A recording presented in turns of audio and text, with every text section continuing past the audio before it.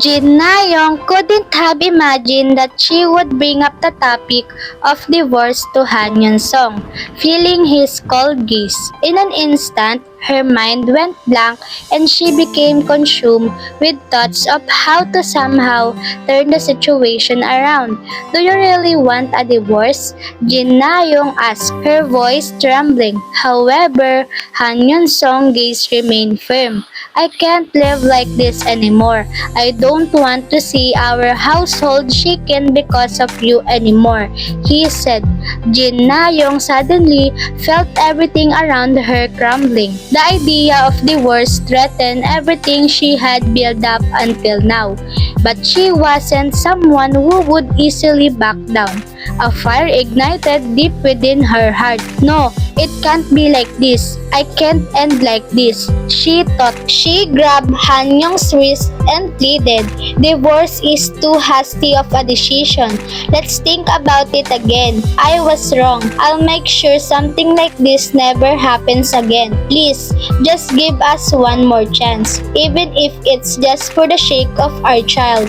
But Han Yun-sung coldly shook his head and said, "Na-young, the person you are now is not the person I love. Divorce is a decision for both of us." He then left the house, leaving Jin Na-young behind, and headed to his study. There, Han Jin-tae was sitting, and a strange tension hung between the two. Han Jin-tae knew that Han Yun-sung had overheard his conversation with Jin Na-young and was anxious about how he would react. However, contrary to expectations, Han Yun-sung didn't say a word. Instead, he left a meaningful message. "Father, we can no longer have lies and secret in this house," and left the room. Jin Na-young realized that she was becoming more and more isolated and was consumed by fear. She tried to seek help from Han Jin-tae, but he also showed an attitude of wanting to cut ties with her.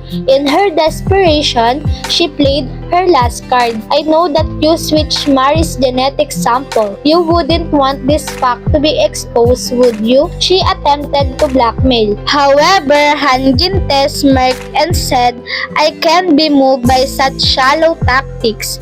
I have no more secrets to keep or hide from you." Now, Jin Na-young truly faced the reality of being alone.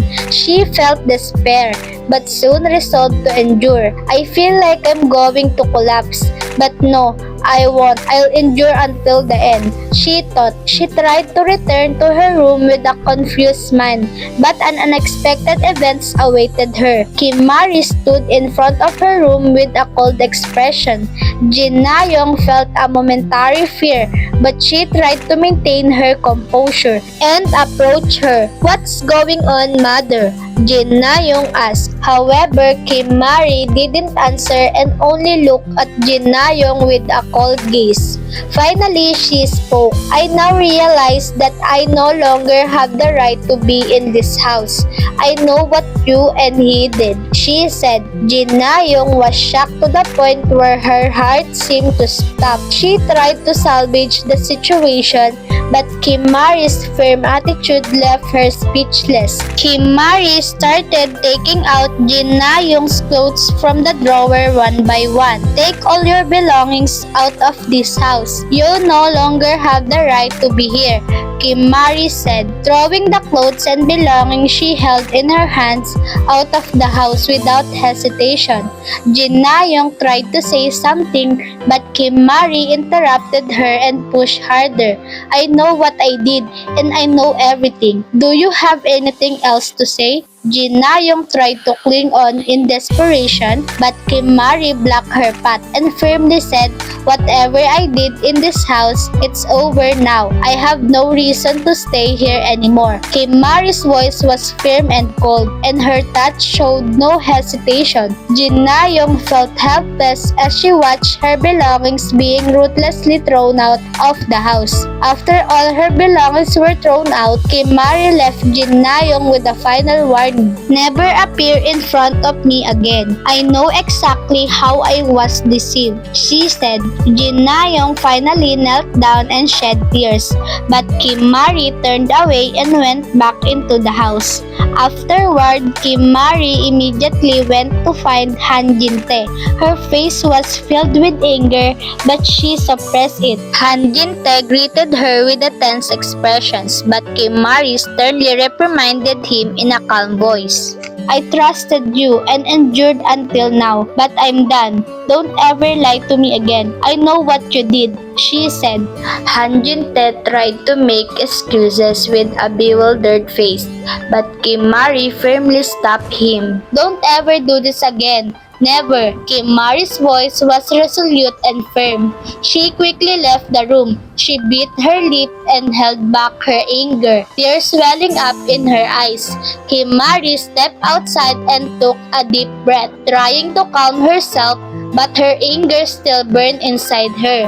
She realized that she had to endure all of this and regain her composure. Finally, walking away with determined step, her lips were tightly pressed together as she suppressed her anger to the point where blood almost came out. Just think of Yun-woo. I endured for 30 years. It will be okay, she promised herself. This was the expected plot for episode 106. Thank you all for watching!